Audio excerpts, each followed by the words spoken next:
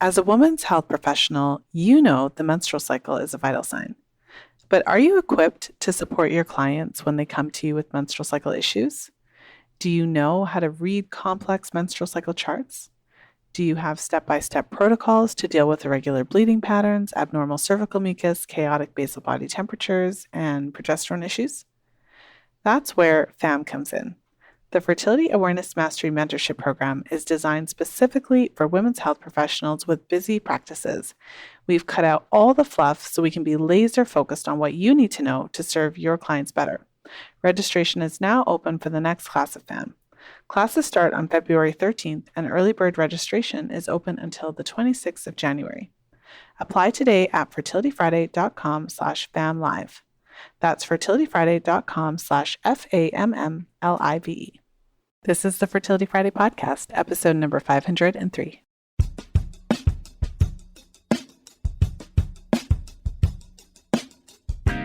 Today, I'm sharing a brand new episode in my FAMM research series, and the topic of the day is, can vitamin D improve AMH values?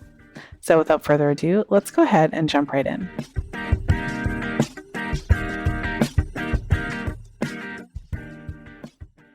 So today we're going to be diving into AMH. The study we're going to be looking at is actually a systematic review and meta-analysis of a variety of studies that were essentially measuring the impact of vitamin D on AMH. And I find this particular study to be interesting because it really sheds some light on some of the most common, you could say, myths and misconceptions that I've heard and that clients have heard and experienced about AMH. And I think that it really does give some hope and shed some light on just one of the factors that can have an impact on AMH levels. So I thought a good place to start is briefly touching on what is AMH and what role it plays in fertility and how it shows up for most women who are in that situation where they may be having fertility tests and they may be being provided information about their AMH levels. And so AMH is a hormone that was actually first noted for the impact that it has on developing babies in utero. In case you weren't aware of this, there is a stage of development where both male and female babies have similar reproductive structures, including the Müllerian ducts. And in females, those Müllerian ducts eventually develop into the female reproductive organs. So anti-Müllerian hormone actually prevents the development of these female reproductive hormones in males. And so therefore it plays a crucial role in sex differentiation. But that's not its only role. What's interesting about AMH is that there is a relationship between a woman's AMH levels and her ovarian reserve. And this is where the fertility conversation comes into play. What's interesting about AMH is it is not a direct measure of how many eggs that you have left. Unlike males, so in men, they can, do a semen sample, they can provide a sperm sample, and it can be counted. And in many ways, it's quite straightforward. But with females, we can't just provide an egg sample like men can do with their sperm samples. And so in women, we are always getting an indirect measure of the potential reserve. And so what's interesting is that if you look at AMH levels in women, there is a linear relationship where they're higher in younger women at the beginning of their reproductive life cycle, and then this value gradually decreases, and it decreases in line with that ovarian reserve. And so it's often used as a proxy for how many eggs you have left. But what's interesting about the research around AMH levels is that there is not this direct correlation. It's not a fixed number. It always provides an estimate, an indirect measure. And really what's happening is at the beginning of each menstrual cycle, you have a group of follicles that are developing. And out of that group of follicles, a follicle then is chosen for ovulation. And when you're younger, you typically have a larger pool of follicles that are developing toward the beginning of the cycle. And AMH is actually released by those developing follicles. So the amount of AMH you have is actually related to the size of that follicle pool that's developing at the beginning of your menstrual cycle. And then as we get older, the pool tends to decrease as our overall ovarian reserve decreases. And so that's why we have this relationship between our AMH levels and our overall ovarian reserve. But again, it's not to say that it is a direct measurement. And I think one of the biggest myths that we're going to tackle as we go through today's research study is that often women are given the impression that this number is fixed, that there's nothing that they can do to change it. And they're also given the impression that those AMH values are directly related to their ability to conceive naturally. And although we are not today going through one of the research studies that's looking at the relationship between AMH and your chances of conceiving naturally, I will take any opportunity to mention that when you do look at research studies that look at the connection between AMH and a woman's ability to conceive naturally, what they find is that they can't reliably be used that way. So the most useful and accurate way to use these AMH values is actually as a way to predict a woman's potential success with artificial reproductive technology. So there is a good correlation between AMH values and how likely you are to have a successful egg retrieval. So for example, if your AMH levels are too low, you're much more likely not to get a good response to ovarian stimulation. So if the AMH is low, if you're looking into artificial reproductive technology, you're less likely to get a really good pool of eggs. Whereas if your AMH values are too high, like we might see in a woman with PCOS, you're more likely to overstimulate. So there's a really good correlation between AMH values and how well you're going to stimulate. When I say stimulate, it means when they are looking to do an artificial reproductive technology procedure like IVF, and they're looking to give you medication to stimulate the development of follicles, ovarian follicles, in a stimulated menstrual cycle, so that they can retrieve eggs, so that they can either make embryos or whatever they're going to do for the next steps to try to go through that IVF procedure. So again, there's a really good correlation between AMH values and how many eggs they're going to retrieve when they do these procedures. But what's interesting is when you look at studies assessing how effective that AMH level is at predicting a woman's ability to conceive naturally, that's where it all breaks down, because there are studies that show that women can conceive naturally with undetectable AMH levels. I mean, obviously, we don't want to totally discount AMH levels. It does play a role in fertility. We should be paying attention to them. But what we should not be doing is using them to tell women whether they may or may not conceive naturally, because that's just not what the research tells us. So that's a little bit of an overview of AMH. Hopefully that's helpful, a good primer for those of you who may not be as familiar. But in this study, it's actually looking very specifically at the effect of vitamin D. Essentially, the researchers are trying to determine if there is a relationship between vitamin D supplementation or vitamin D levels and ovulation, and how it impacts anti-Müllerian hormones specifically. So like I mentioned, this study is a meta-analysis of a variety of studies. So they looked at 18 observational studies and 6 interventional studies. So the observational studies are looking at what is the correlation between a woman's vitamin D levels and her AMH levels, and without specifically doing any supplementation, they're just trying to see how these two factors are related. Whereas the intervention studies are giving women a specific dosage of vitamin D and then seeing what happens. So there's a couple of questions that I want to tackle with today's podcast episode. And one is the question of, are AMH levels fixed? So I've had a number of clients who've been told by their healthcare practitioners that AMH levels don't change. I had a client tell me that her doctor told her that AMH levels were related to even your close family members. So, the doctor was kind of saying, well, your AMH levels are determined by your grandmother. And so therefore, if your AMH levels are low, then it just means, there's nothing you could do about it. It probably means that your grandmother's levels were low and your mother's levels were low or whatever, which is really interesting because after reading numerous research studies about AMH and how it interacts with different variables, that could be a factor in a general sense, but the research on AMH does not specify that that is the biggest factor, for sure. So it is useful to know that although there is this relationship between AMH and the overall ovarian reserve, it is not necessarily this linear relationship that is fixed. There are a variety of factors that can impact AMH levels, and that's evidenced by just a variety of research that has looked into this. So, for example, women with endometriosis, potentially due to the inflammation and the severity of the condition, have been shown to have lower AMH levels.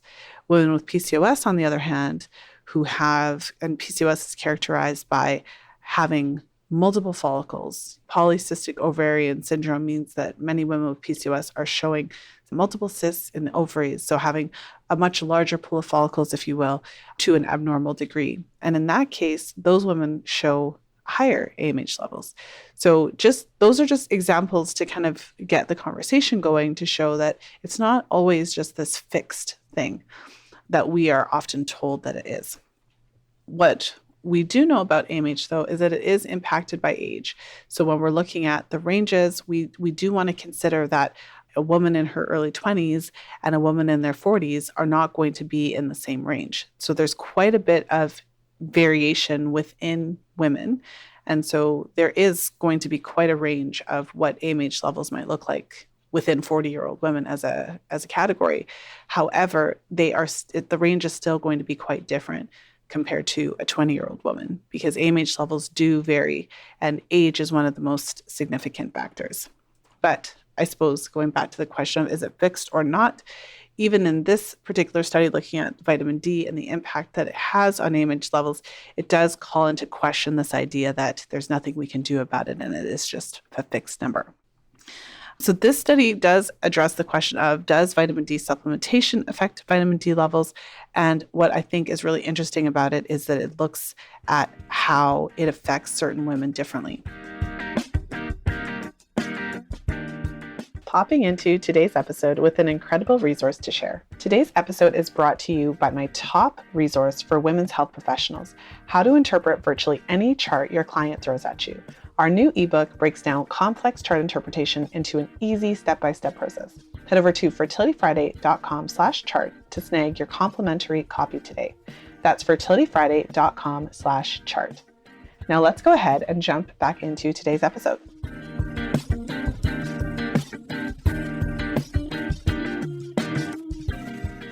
So what the researchers found, especially with the studies that were looking at vitamin D supplementation, they did find significant associations with supplementation.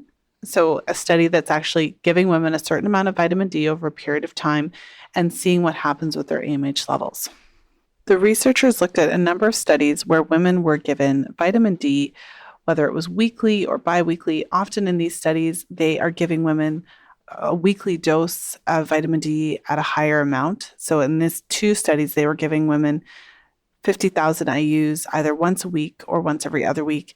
Personally, I think they choose this for a couple of reasons. One, because vitamin D is a fat-soluble vitamin that can be administered that way. There are plenty of vitamins that can be administered in such high doses because maybe the body can't absorb them, within one fell swoop like that. Vitamin C would be an example of that. And then I think from a practical standpoint, to create a research study and try to make it as efficient and effective and accurate as possible, giving it in this way, then it's not up to the participants to remember to take something on a daily basis. So in this way, I would imagine that they can keep it more standardized. But whatever the case, whatever the reason that they decided, ultimately, the researchers were wanting to give a regular amount of vitamin D to these women over a period of time in a way that they could measure. And what's interesting is that in two of the studies that they looked at, these women did find that their vitamin D levels increased. Of course, that makes sense. If you're taking vitamin D, their blood levels increased, but also the AMH levels also increased. in proportion to the dosages that they were taking. Now, there was one really interesting finding that I want to share because they looked at women, they looked at studies where they were giving vitamin D to women who were already ovulating, normal ovulatory cycles. They were just looking at the AMH to see if it would change. But they also gave vitamin D, some of these studies, to women with PCOS.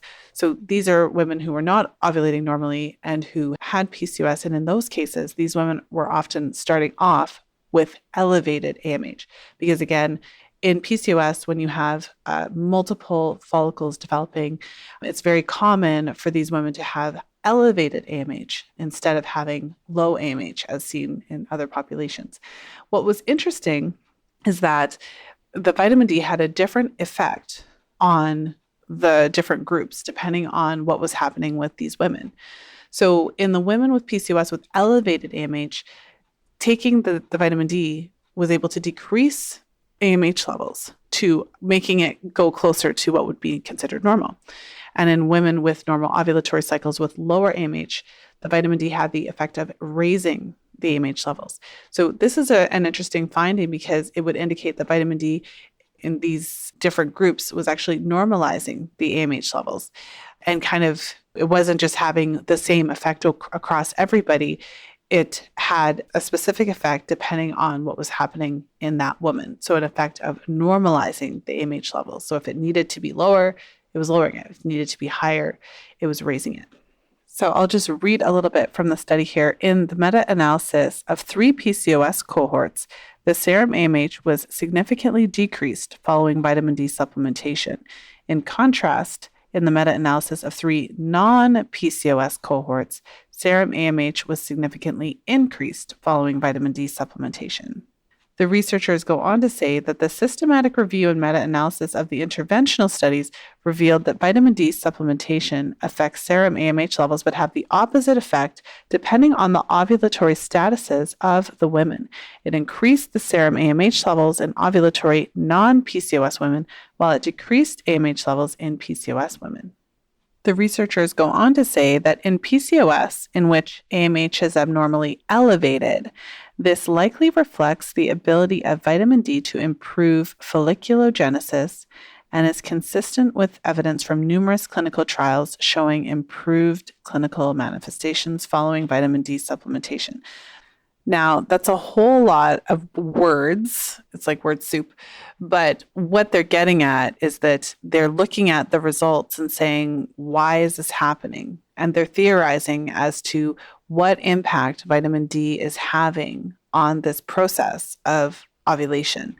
And they're saying that from what they've seen, they feel that vitamin D is having a positive effect on follicular development, supporting ovulation to happen normally. And that's something that is apparent in a variety of different ways in the research. Low vitamin D is associated with lower fertility. Some of the observational studies they looked at showed a correlation between low fertility and low vitamin D levels, and that's pretty consistent in the literature. Women with PCOS who do classic PCOS is characterized by having long, irregular cycles. So taking a really long time to ovulate. Ovulation is not happening efficiently. It's not happening regularly. And in women with PCOS, they are much more likely to be deficient in vitamin D. So there's a lot of different ways that the role of vitamin D and ovulation is shown in the research.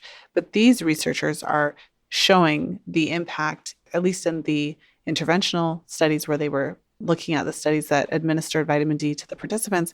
They're seeing that this administration of vitamin D is having a positive effect on the follicular development, on ovulation, and it's normalizing those AMH levels.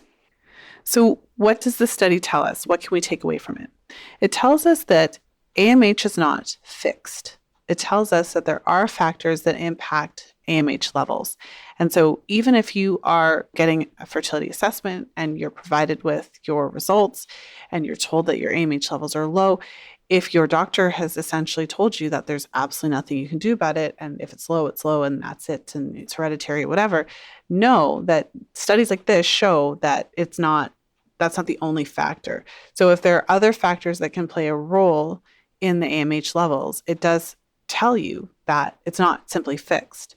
And there are other factors that can affect it, and potentially you can improve it. And I've certainly seen that happen with many of my clients and my practitioners' clients over the years, where if you are supporting overall health, ovulatory function, rectifying nutrient deficiencies, many women may see an improvement in those levels over time. The study also tells us that vitamin D supplementation has been shown to normalize AMH levels. So I find that piece of it to be really interesting, where it has different effects depending on the woman's cycle. So again, that's a pretty significant takeaway from the study. The study does suggest to us that low vitamin D is associated with an ovulation and reduced fertility. So it does show that since vitamin D is improving ovulatory function and normalizing AMH levels, and is associated with, optimal vitamin D levels are associated with more regular ovulation. The study is telling us and shedding some light on the impact that vitamin D has on fertility, and essentially showing us that it is a crucial piece when you're looking to optimize your fertility and your menstrual cycle health and your ovulatory function. At this point, I think it's helpful to mention that this study was looking only at vitamin D and looking at vitamin D studies. So the researchers pulled a variety of studies, but these studies were only looking at this one variable. So I think that that's also something really interesting to consider, that this is not to say that vitamin D is the only nutrient that matters, or that it's the only way to support, or it's kind of the be all and end all. But it is helpful and interesting, I find, to do deep dives into certain nutrients and how they impact fertility and menstrual cycle health and ovulatory function and follicular health, because it does provide some insight. But I think it is good to keep in mind that it's certainly not the only factor.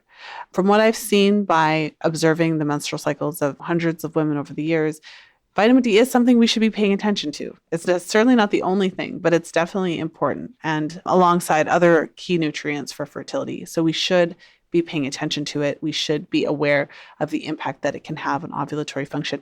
And absolutely, if you're looking to optimize your menstrual cycle, normalize your hormones, or if you're trying to improve your fertility, you should be looking to optimize those levels of vitamin D. If you're looking for additional details about supporting your hormones, ovulation, absolutely check out the Fifth Vital Sign. You can head over to thefifthvitalsignbook.com for details about that. And definitely stay tuned for details about my next upcoming book. Vitamin D ovulatory function is covered extensively.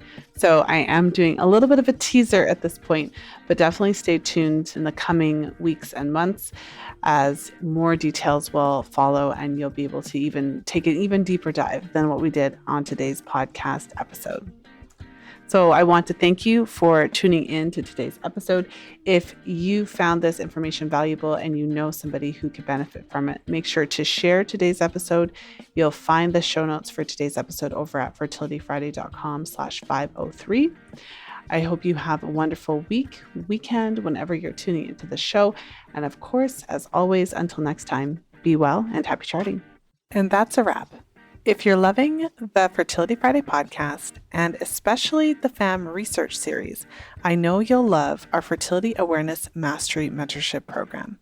It's a 9-month immersive experience that will completely transform the way you work with clients, allowing you to not only teach fertility awareness to your clients, but to use the menstrual cycle as a vital sign and diagnostic tool in your women's health practice. Our next class starts on February the 13th, so there's still time to reserve your spot. There are no other programs like this offered anywhere. Transform your practice in 9 months. Head over to fertilityfriday.com/FAMMlive to apply now. That's fertilityfriday.com/FAMMLIVE.